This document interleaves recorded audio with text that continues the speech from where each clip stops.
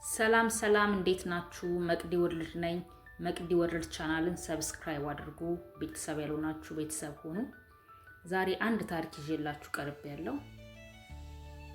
በሚስጥር በተሞላ ዓለም ውስጥ ጥቂት ታሪኮች እንደ ዞዲያክ ገዳይ ታሪክ፣ ፍርሃት እና ጉጉትን የያዙ ታሪኮች፣ ፊት የሌለው ወንጀለኛ በፖሊስ ላይ የተሳለቀ ሀገርን የተገዳደረ እና ካልተፈቱ እንቆቅልሾች ታሪኮች ውስጥ አንዱ ዛሬ ከ50 ዓመታት በኋላ መርማሪዎችን እያሳደደ ያለው አስፈሪ ታሪክ ውስጥ ዘልቀን እንገባለን።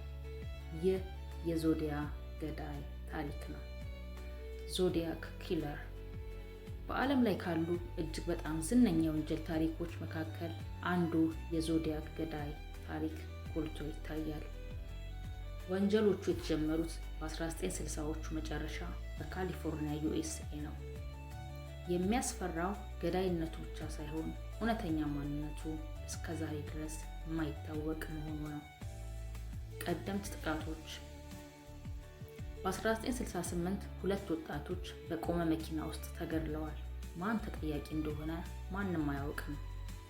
ከአንድ ዓመት በኋላ ሌላ ጥቃት ተከሰተ። ብዙም ሳይቆይ ህዝቡ ከነዚህ ግድያዎች ጀርባ አንድ ሰው እንዳለ መጠራጠር ጀመረ። ደብዳቤዎችና ኮዶች ዞዲያክ ኪለር ልዩ ያደረገው ደብዳቤዎችን በቀጥታ ወደ ጋዜጠኞች የመላክ ልማዱ ነው።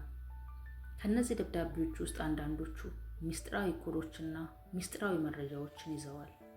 ፖሊስና ህዝቡ እነዚህን መልእክቶች ለመረዳት ሲታገሉ ለአንዳንዶቹ ለ50 ዓመታት ያህል መፍትሄ አላገኙም። የእሱ ግንኙነቶች ሰፊ ፍርሃትና ማራኪነትን ፈጥረዋል። መርማሪዎች እሱን ለመከታተል ሞክረዋል፣ ነገር ግን ለ10 ዓመታት ጥረት ቢያደርጉም የገዳዩ ማንነት በፍጹም አልተረጋገጠም። እነዚህ ደብዳቤዎች የዞዲያክ ገዳይን በወንጀል ታሪክ ውስጥ ዘላቂ እንቆቅልሽ አድርገውታል። በመጨረሻም ዞዲያክ ገዳይ በድንገት ጠፋ። ፖሊስ ከ40 ዓመታት በላይ ቢመረምርም የጉዳዩ ሙሉ ማንነት ግን አልተገኘም። ይህ የወንጀል ታሪክ ወንጀል ሁልጊዜ በቴክኖሎጂ ብቻ ሊፈታ እንደማይችል እና የሰው ልጅ ባህሪ በጣም ውስብስብና ሚስጥራዊ ሊሆን እንደሚችል ያስተምረናል። የእሱ ደብዳቤዎች ዛሬ ለመርማሪዎችና ለወንጀል ባለሙያዎች የጥናት መሳሪያ ሆነው ቀጥለዋል። የዞዲያክ ገዳይ ማንነት አሁንም ሚስጥር ነው፣ ነገር ግን ጉዳዩ አሁንም በእውነተኛ ወንጀል ዓለም ውስጥ ያስተጋባል። አንዳንዶች ጥያቄዎች መልስ ላያገኙ ይችላሉ፣ ነገር ግን የእውነት ፍለጋ ይቀጥላል። እንደዚህ ያሉ ተጨማሪ ታሪኮችን ከፈለጉ መቅዲ ወርልድ ቻናልን ላይክ ያድርጉ፣ ሰብስክራይብ እና ሼር ማድረጉን አይርሱ። ስላዳመጡኝ አመሰግናለሁ። በሌላ ታሪክ እስከምንገናኝ ሰላም ቆዩኝ። ወዳችኋለሁ።